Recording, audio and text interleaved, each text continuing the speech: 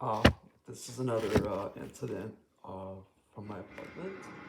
Today is Saturday, June 1st, 2024. Someone donated like Thanksgiving groceries. I think it's my sister's friend. My sister's apologizing for Seattle. She's been to rehab and stuff. But they started bubbling up like 30 seconds after I said thank you, B.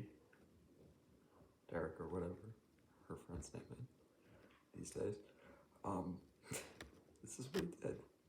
He started doing stuff from the apartment above, bubbling up to my toilet.